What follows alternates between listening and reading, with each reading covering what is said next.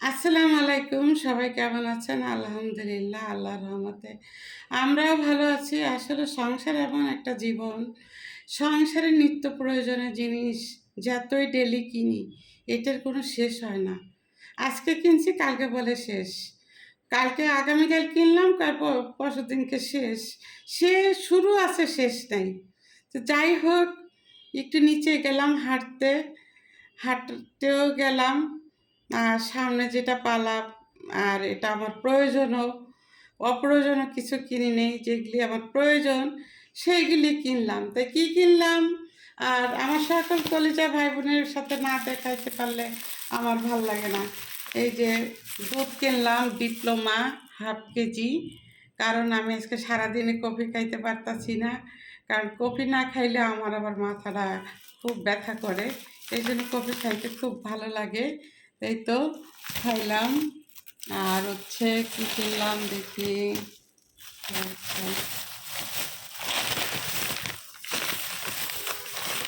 আপনারা কে কে চিনেন জানি না, বাখরখানি, এটাকে বলে বাখরখানি। এই যে বাখরখানি কিনলাম, সালা মজা আছে। বাখরখানি কিনলাম, তারপরে কিনলাম 2টা পেয়ারা। পেয়ারা 2টা খুবই সুন্দর, কারণ বেশি কিনে কি করব, একা খাবো তো।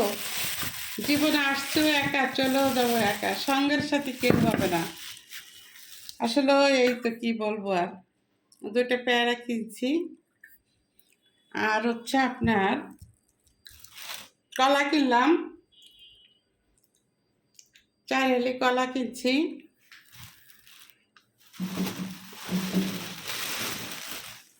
এখানে আবার 2 আইটেমের শাক কিনছি, একটা হলো কলমি শাক আর একটা হচ্ছে বৈতে শাক। 2 আইটেমের 2টো শাক কিনলাম। এই আর কিছু আছে? ও আছে, সরি, আর একটা জিনিস দেখাতে পারিনি।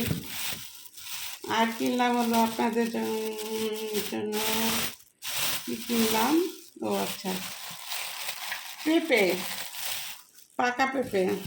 কারণ পাকা পেঁপে আমি খুব পছন্দ করি, সেটা শীত হোক আর গরম হোক, আমার খুব ভালো লাগে। কার কাছে কেমন লাগে জানি না। এই যে দেখেন উপরে দেখা যাচ্ছে যে মানে কাঁচা, কিন্তু না, এই যে কাটে দিছে, ভদ্রলোক কেটে দিছে, এই যে দেখেন লাল। হুম এই যে পাকা পেঁপে কিনছি,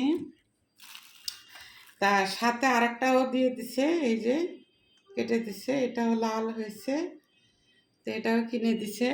আর কি কিনলাম, আর হচ্ছে ডিম, কারণ ডিম লাগে বেশি, 2 ডজন ডিম কিনেছি।